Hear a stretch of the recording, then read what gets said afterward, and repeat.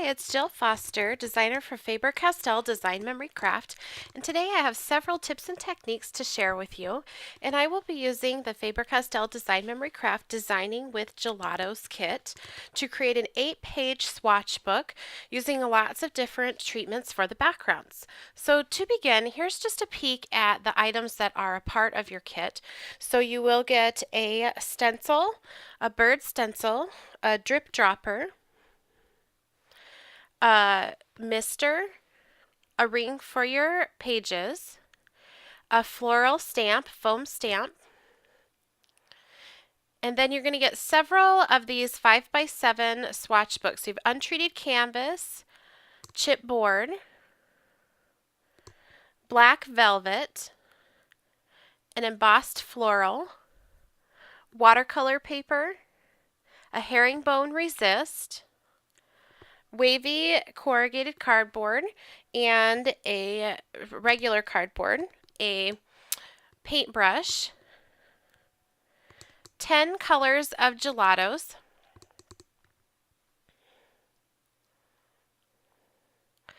a tube of gesso,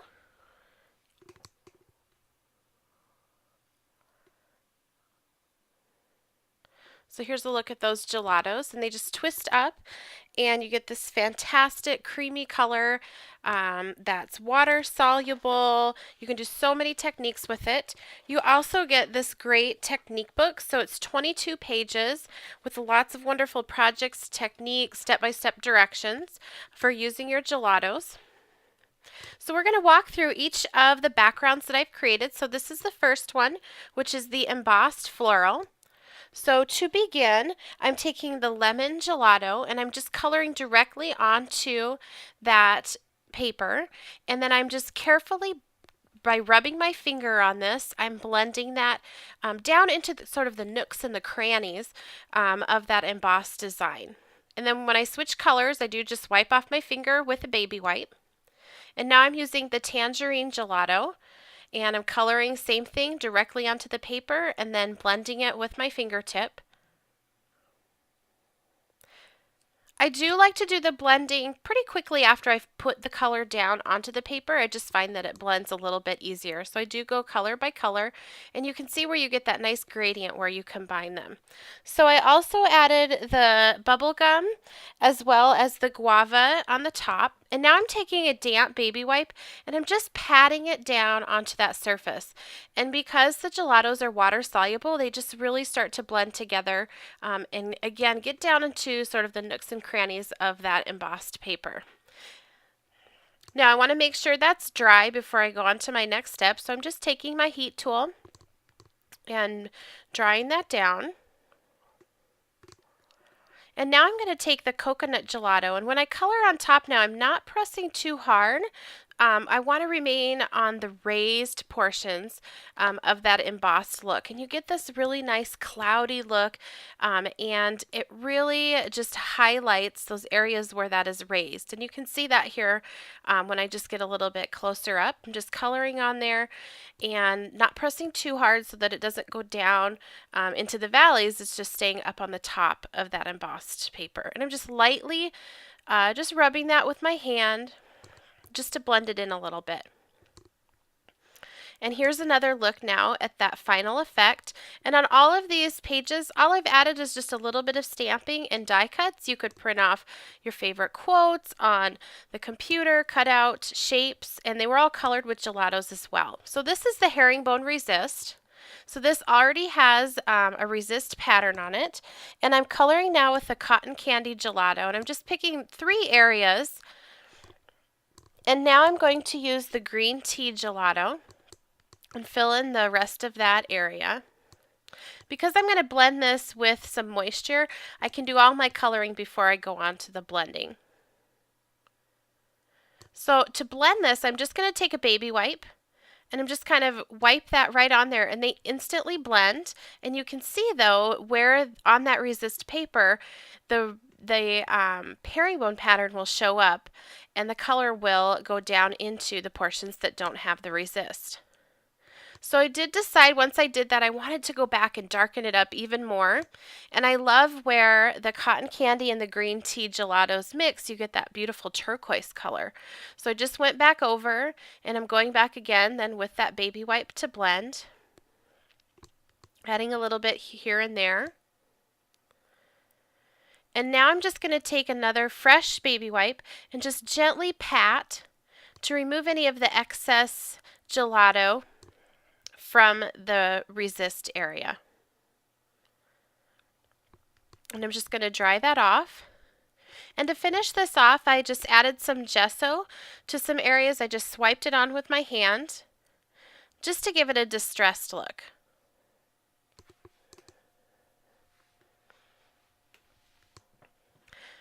Now this next technique is actually one of my favorites, and to begin I'm using the chipboard blank page, and I'm going to paint it with gesso. So your kit comes with some gesso, but I'm actually using some here just from a larger tub. I use gesso a lot. I just find that I love the way the gelatos blend when they're applied on top of the gesso. They just seem to kind of just dance and mix together beautifully on a gessoed surface. It's kind of like a primer. So I'm just painting that on. Also with this technique, whatever color you have down first is what's going to show when you use the stencil. So now I'm taking the red cherry gelato, just coloring right onto the chipboard and blending it with my finger as I go. And when I color, I'm pressing pretty hard so that it's just this really thick, rich color. And now I'm going to take the tangerine, color that up on that top corner. I do color where they overlap. If you get a little bit of another color on the tip of a different gelato, if you just color off on scratch paper, it's fine. You can see I really applied a thick layer. Now I'm just going to wipe off my hand real quick, and they come right off your hands real easily. Now I'm going to lay my stencil down. I'm going to take a baby wipe, and I'm going to actually just wipe on top of the stencil, and it's going to remove some of that gelato color. So you can see there how you get just this beautiful effect. It's very distressed, very easy to do, and you have a lot of control because you can go on just the portions of the stencil that you would like. And then I also just wanted to add that sort of distressed look around the edges. So I'm just swiping that baby wipe just right there on the edge and removing some of the gelato as well. Now for a real thick layer like this, I would spray this with just like a fixative spray so that when you're all done, none of that gelato is going to come up on your fingertips or the rest of your project.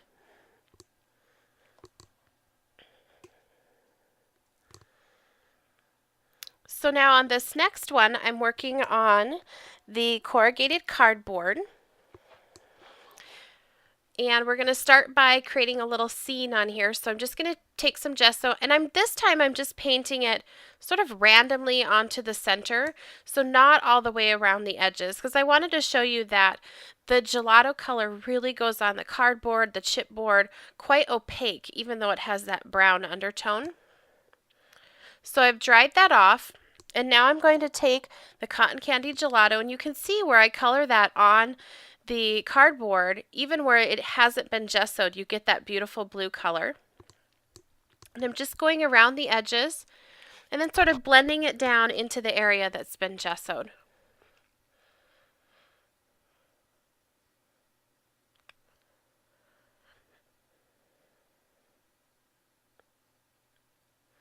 And then I'm going to use the green tea gelato here on the bottom to kind of get that sky and ground effect.